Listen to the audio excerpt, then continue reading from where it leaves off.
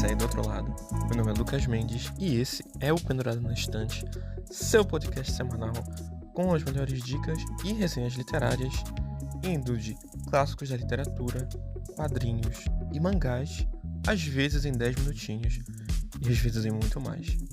Então, gente, mais uma vez aqui, mais uma semana, muito feliz de estar aqui com vocês, mais um dia.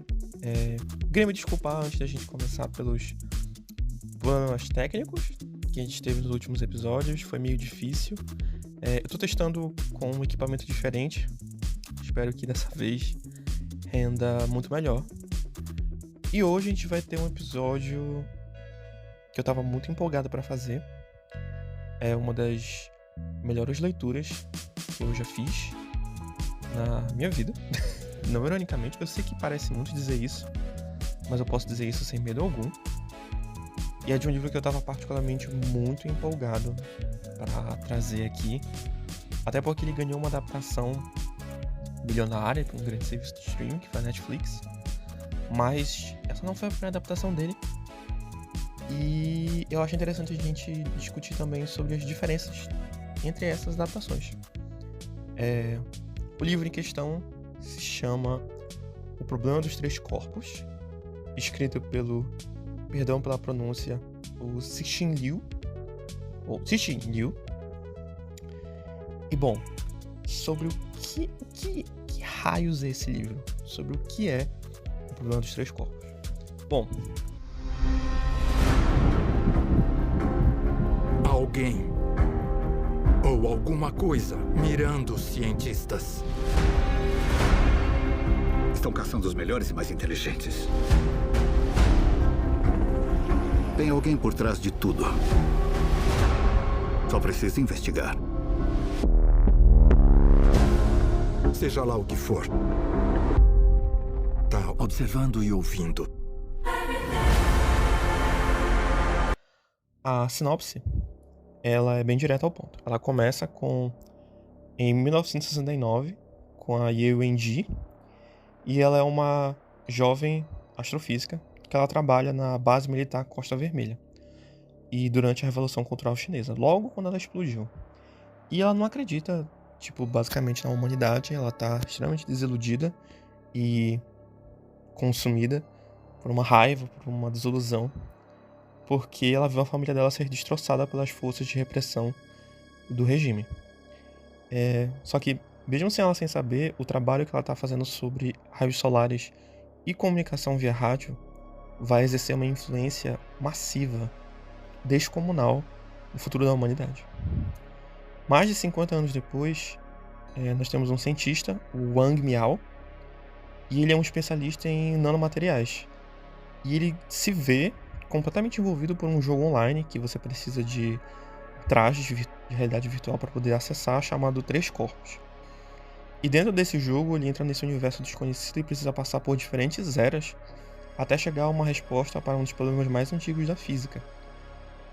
Contudo, isso vai levar ele para o centro de uma conspiração que se estende não só por diferentes sistemas solares e não ameaça somente a nossa humanidade, só a humanidade no caso, mas todo o universo conhecido.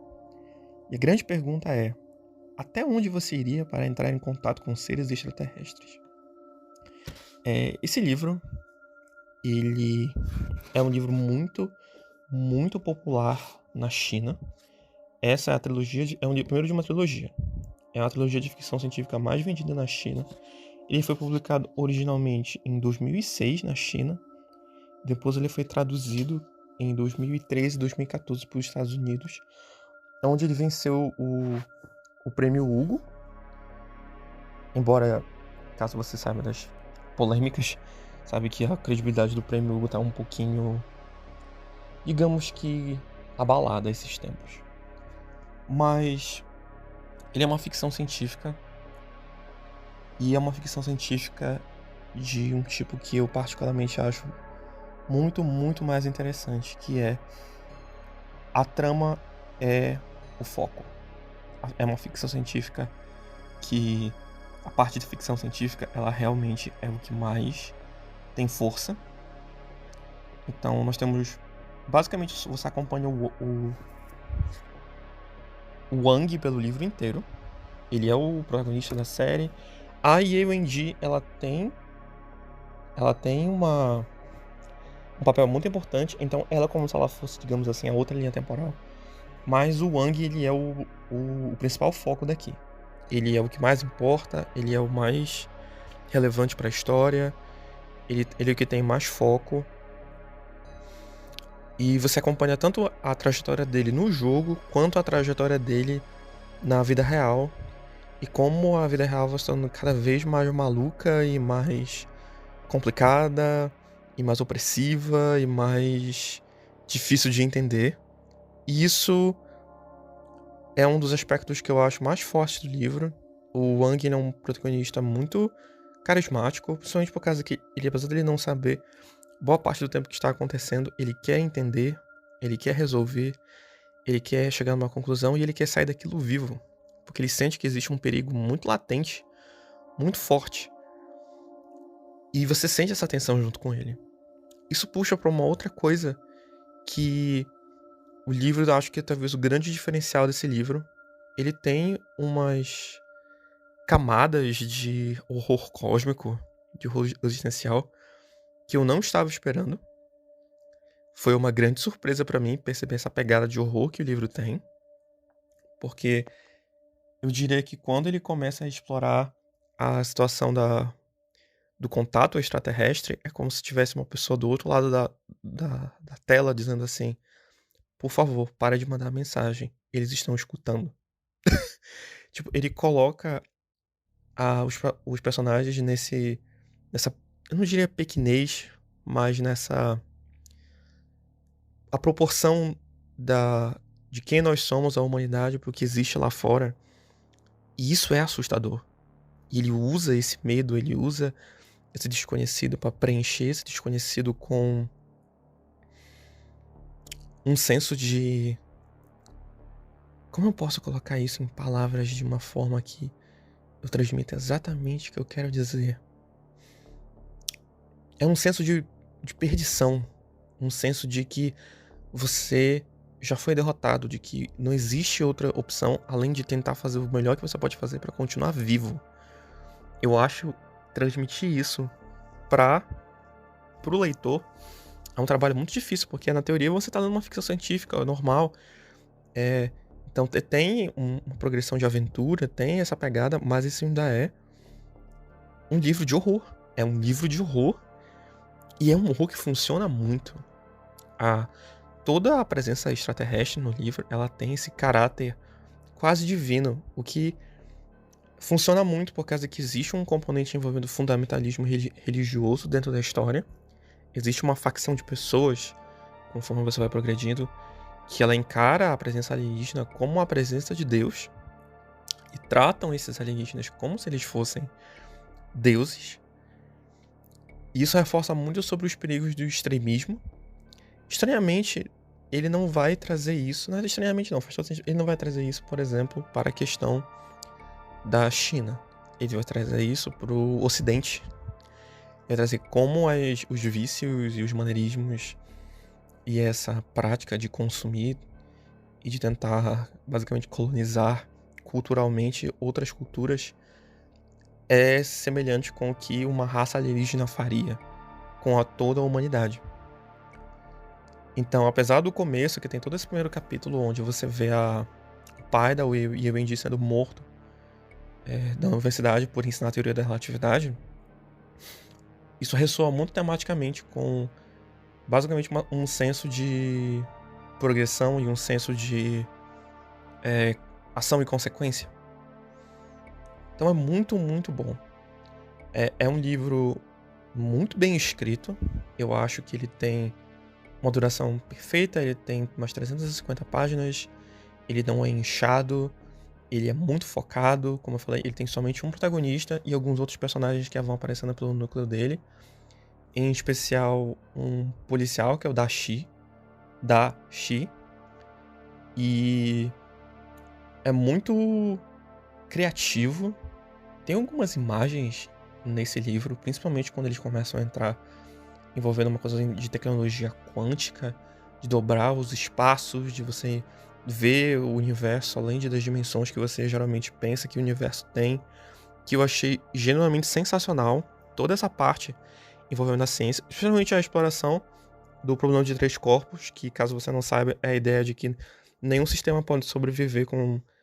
Nenhum sistema estelar pode sobreviver orbitando três corpos celestes ao mesmo tempo. Porque a instabilidade disso é uma impossibilidade matemática. Não existe como resolver. Mas o livro, ele propõe uma solução e ele transforma essa solução em algo aterrorizante. Então, como eu falei, ele tem uma base científica extremamente sólida. Ele tem esses aspectos de thriller, porque existe todo um suspense em como os alienígenas estão agindo, há quanto tempo eles estão agindo, por que eles estão agindo, como eles estão fazendo isso. Tem a urgência do protagonista, porque até eu nem comentei, mas tipo, toda vez que ele começa a trabalhar na tecnologia que ele está desenvolvendo, que é basicamente nanomateriais, ele vê uma contagem regressiva na frente dele. E ele sabe, por causa que estão acontecendo vários suicídios de outros cientistas ao redor do mundo, que todos eles, antes de morrer, de se matarem, viram essa contagem regressiva. Então ele pensa, cara, esse negócio vai me matar se eu continuar trabalhando, se eu continuar progredindo, se eu continuar tentando desvendar os mistérios do universo. Será que a minha busca por conhecimento vai ser responsável pelo meu próprio fim? Isso acaba restando tematicamente muito forte com o próprio livro e com toda a trama. Então, cara, esse livro é sensacional. Ele é extremamente bem escrito, como eu já deixei claro. O jeito como os cientistas agem de uma forma que você realmente espera que o cientista haja. Existe uma certa ambientação. O livro inteiro se passa na China. Existe uma coisa muito interessante, que basicamente eles sempre procuram continuar ajudando, continuar tentando fazer eles desvendarem outras coisas dentro da história. Eu achei isso muito legal também, porque geralmente quando a gente vai ler essa história de ficção científica, sempre tem aquela parte, porque a burocracia não tá deixando isso aqui, isso aqui, isso aqui, isso aqui. E esse livro não tem muito isso. Como eu falei, é uma história muito, muito, muito diferente do que você está acostumado. Tem uma pegada e tem uma coisa muito mais interessante do que você geralmente esperaria em uma ficção científica desse nível. E, apesar de ser o primeiro livro de uma trilogia, eu acho que ele é muito satisfatório no jeito como ele amarra a história. Ele deixa ganchos, sim, para as duas continuações, que é o segundo livro é A Floresta Sombria e o terceiro livro é O Fim da Morte. Mas eu acho que ele funciona muito bem sozinho. Eu me senti satisfeito quando eu terminei esse livro. Não apenas satisfeito, mas com vontade de ler mais, de ter me aprofundar mais na história. E eu acho que se eu me sentir assim, basicamente já prova o quanto o livro é bom. Então, se você quiser realmente investir em uma ficção científica que é de qualidade, que não é aquela coisa padronizada que você está esperando que vá ser, que vá ser uma experiência que você não vai esquecer, se você realmente quer uma ficção científica que não esquece da ciência e é uma ótima ficção, eu acho que O Problema dos Três Corpos é a melhor pedida e eu recomendo muito, muito mesmo. Se prepare para uma experiência muito estranha.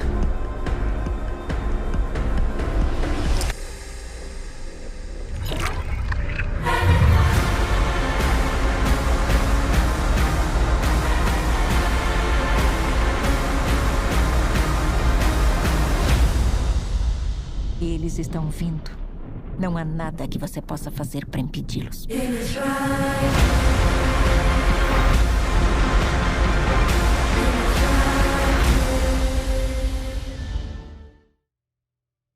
Bom, caso você não saiba, estreou na Netflix a adaptação de entre 150 e 200 milhões de dólares, creio eu, de O Problema dos Três Corpos, chamada Three Body Problem, ou do mesmo nome do livro.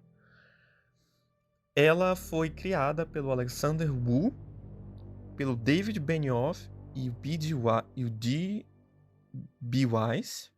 Caso você não lembre quem são David Benioff e D.B. Weiss, eles eram os showrunners de Game of Thrones. E passaram por muito tempo com bastante prestígio por isso. E depois perderam com a progressão de Game of Thrones. Então, essa série ela estreou com uma grande expectativa, por causa que a Netflix investiu dinheiro nela e em entrevistas eles falaram sobre como eles tinham uma pressão de fazer com que a série realmente fosse a próxima grande coisa. E aí você me pergunta, Lucas, essa série é a próxima grande coisa?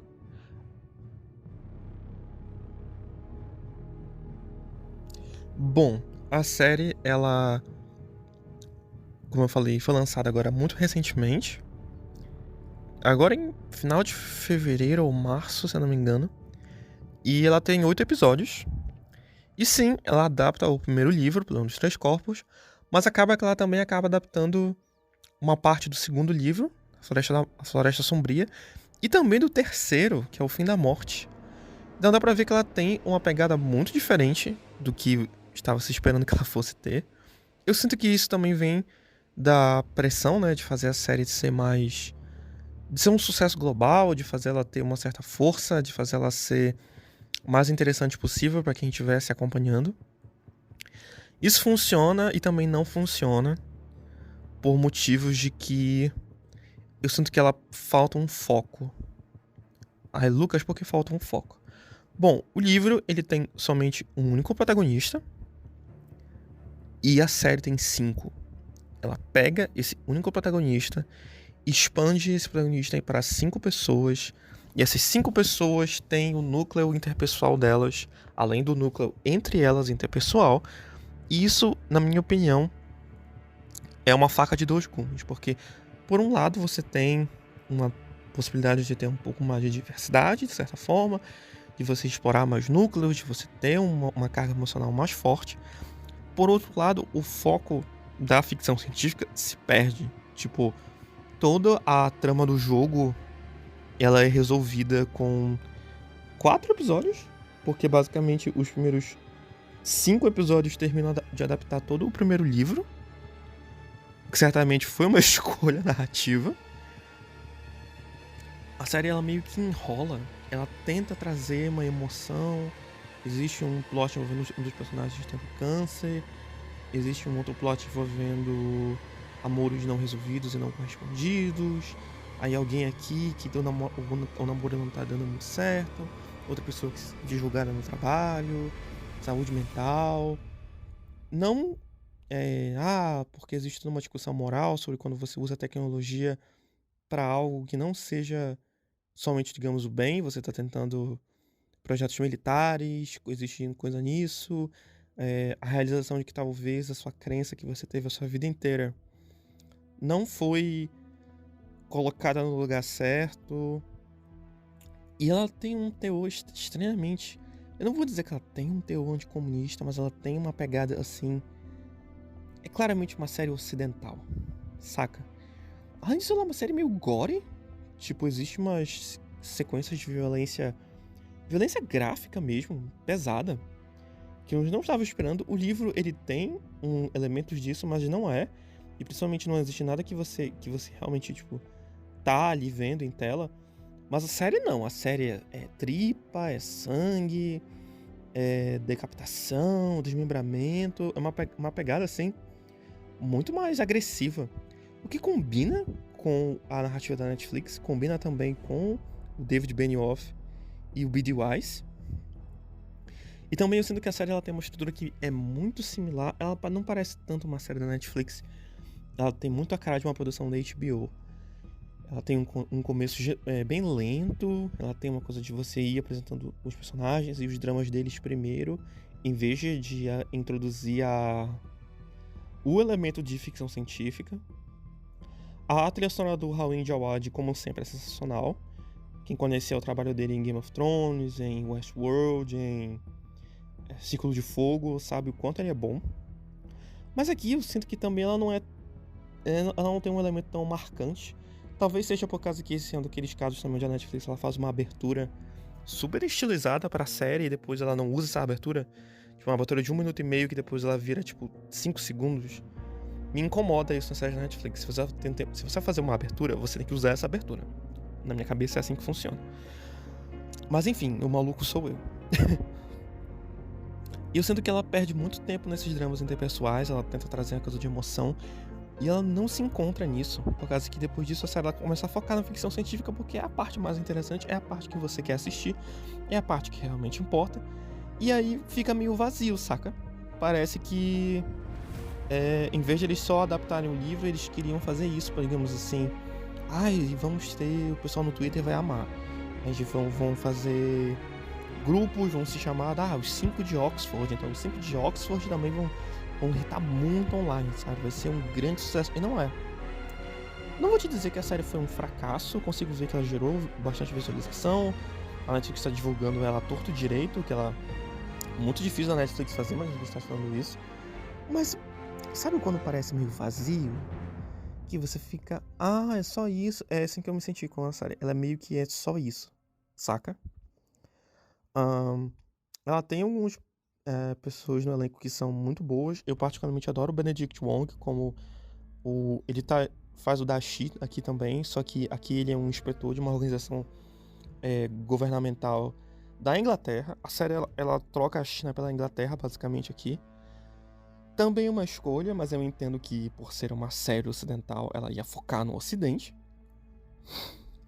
Mas eu sinto que o jeito como eles fazem, eles sacrificam todo o clímax do livro. O clímax do livro acontece aqui no episódio 5. Então, o episódio 5, ele parece o final de temporada. Só que aí a série continua. E a série continua. E quando chega no último episódio, que de fato é muito bom, mas ele não parece um final de temporada. Ele parece um episódio da semana. Parece que semana que vem vai ter um outro episódio. Só que não tem episódio. A série acabou aqui. E olhando para os números, olhando para a repercussão das redes sociais, eu me pergunto se a série vai ter substância o suficiente para poder render por pelo menos umas 2 temporadas, que se eles quiserem realmente adaptar. Eu não li ainda os outros livros, mas pelo que eu recebi online de pesquisa, basicamente eles alcançam níveis de fundação, de complexidade e de escala. E considerando o quanto a Netflix já gastou só com essa primeira temporada, eu me pergunto se eles vão ter cacife de gastar pelo menos mais 2 temporadas caras dessas. Esse é o grande mistério. Grande mistério. Eu leria? Com certeza eu leria. Eu tô intrigado pra continuar assistindo. Eu não acho que seja uma série ruim, eu acho que ela tem qualidades, principalmente na parte do elenco. Sinto que ela tem esse problema de ritmo absurdo, porque ela tenta ser uma série da HBO, mas ela não é uma série da HBO, ela é uma série da Netflix. E aí o visual da série acaba sendo afetado por isso. É uma fotografia super chapada, aquelas cores mortas que a Netflix tem. Os efeitos visuais são incríveis, e esse aspecto é impecável da série. Eu não tenho absolutamente nada do que reclamar disso. O que realmente me incomoda, como eu falei, é só essa pegada americanizada, que tira um pouco da identidade. Eles trazem ainda os elementos de horror, por exemplo, eles trazem o elemento da contagem regressiva, que no livro o protagonista ele fica vendo a contagem regressiva na cara dele porque ele vai trabalhar, e aqui uma das personagens passa por isso logo no primeiro episódio, e é de fato aterrorizante. Então até eu gostei que eles trazem ainda essa pegada de horror cósmico, mas eles vão deixando isso de lado pra fazer essas 7 pistas de ação, que são boas. Tem um tiroteio no 4º episódio que é muito bom, ele é rápido, mas ele é muito eficiente. Então, eu acho que é um desafio quando a gente vai levar esse tipo de obra, esse tipo de produção pra fora. Porque, querendo ou não, alguma coisa vai se perder. E alguma coisa vai ser ganha, mas alguma coisa vai se perder. Mas eu veria uma temporada nova, eu com certeza assistiria. Mas é isso. Séries da Netflix são séries da Netflix, principalmente vindo de Demônio e Diabo, né?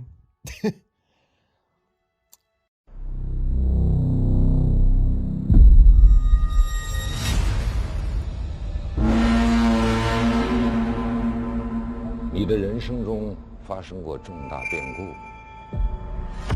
没有。那你的人生属于一种偶然。可是大部分的人不都是这样吗？那大部分人的人生都属于偶然。我的眼睛不是陪伴照，而是有个倒计时在我眼前。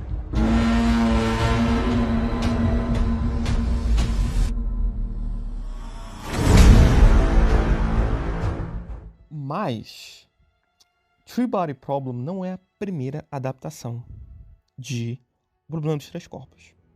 Na verdade, ela é a terceira.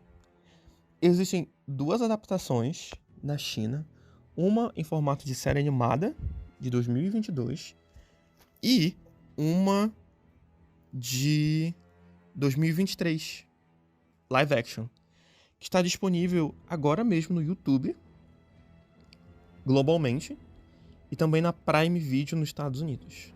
E essa adaptação é chamada Tree Body. Eu comecei a assistir e eu preciso dizer que a diferença ela é brutal. Primeiro que... Só que de um jeito que eu não estava esperando. Porque, primeiro, essa foi uma série muito mais barata do que a série da Netflix. Ela custou, creio que, nem 100 milhões. Nem perto disso, na verdade. Mas ela tem um trabalho de fotografia absurdo, lindo. Uma reconstrução de época mais cuidadosa e eficiente. Ela traz um protagonista de novo. Ele é o foco da série também. Além disso, a gente está falando de 8 episódios para adaptar um livro e meio. Aqui são 30 episódios para adaptar o primeiro livro. 30 episódios de 40 minutos. Ela tem um ritmo muito mais lento. E eu entendo quem pode se incomodar com isso, achar que talvez isso tire um pouco do brilho da série, que talvez seja um pouco sem graça. Mas, na minha opinião, esse cuidado de desenvolver os personagens bem cadencialmente, se você vê a progressão, tanto do mistério, sobre quem são esses alienígenas, o que isso tem a ver com o problema dos três corpos, o que isso tem a ver com a contagem regressiva, por que os cientistas estão se matando, eu acho a série chinesa, ela trabalha isso de uma forma muito mais sutil. Gosto como eles têm ainda críticas à violência da Revolução Cultural, mas eles preferem não focar nisso, porque, enfim, eles já viveram isso. Caso você se pergunte, Lucas, como pode ser um livro publicado que fale sobre essas partes da Revolução Cultural na China? Não existe a censura da China, etc, etc. Bom, eles consideram a literatura lá muito mais flexível, e caso você traga esses momentos violentos, mesmo em tom de crítica, eles consideram como documentação histórica. Porque na China isso aqui que você não pode apagar a história do seu país. Você precisa aprender com a história do seu país. Que é uma pegada que eu admiro muito. Acho muito fascinante. Sei que aqui no Ocidente a gente tem muitas narrativas sobre como funcionam as coisas na China, mas, como eu falei, o Cixin Liu criou a ficção científica mais bem vendida de lá, foi premiada em todos os maiores prêmios e foi o primeiro autor não anglófono a vencer o prêmio Hugo, quando o prêmio Hugo não estava enfurnado de polêmicas. Então, a gente pode ver que isso é uma obra que, mesmo daqui a 2 anos, ela fazer 20 anos desde que ela foi originalmente publicada, ela continua sentindo um impacto. E, sinceramente, lendo esse livro, não parece que ele é tão antigo assim. Estranho falar que uma coisa que vai fazer 20 anos é antiga, mas não parece que é um livro escrito pro agora. Parece que é um livro com as sensibilidades, com os temores de 2024, sabe? O momento que este episódio está sendo gravado. Então, se isso já não fala sobre uma certa atemporalidade desse livro, eu não sei o que vai falar. Eu recomendo muito a série chinesa. Ela tá disponível de graça, se você tiver o seu inglês em dia legendado em inglês. Você acha aí pelas combos da internet uma versão legendada em português. Mas, sinceramente, se você quer investir em um livro que vai investir numa franquia, né? Investir nesse universo novo, tá procurando alguma coisa pra ler, uma coisa que você vai pensar assim, pô, isso realmente é muito bom, isso é muito legal. Leiam O Problema dos Três Corpos. Assistam True Body no YouTube. Vocês não vão se arrepender. De verdade, eu acho que foi... eu pretendo terminar a série chinesa. Ela realmente é muito, muito boa, muito bem atuada. Mas, por favor, leiam o livro. Leiam o livro. Vocês não vão se arrepender. É um livro incrível. Ele mudou a minha vida e, se você deixar, ele vai mudar a sua vida também. Então, gente, esse foi o episódio dessa semana. Como vocês podem ver, é muito interessante a gente trazer não só os livros, mas pensar em como diferentes regiões do planeta adaptam as coisas, sabe? Toda essa questão sobre como o Ocidente acaba puxando mais para essa coisa um pouco, entre aspas, novelística, folhetim, enquanto que a adaptação chinesa realmente se preocupa em manter o espírito sci-fi da história, mas as duas ao mesmo tempo têm, de certa forma, a mesma essência. Eu acho isso muito fascinante, eu acho que é uma discussão que não para, só continua. E eu fico muito feliz que trazer isso aqui pra vocês. Eu decidi manter sem spoiler, porque a graça de ir para os 3 corpos é você descobrir as coisas junto com os protagonistas. Então, de qualquer forma, de forma que você consuma, mande aqui, responda aqui na enquete no podcast, fale na rede social. Muito obrigado mais uma vez pela audiência, muito obrigado por estar me ouvindo e me aturando.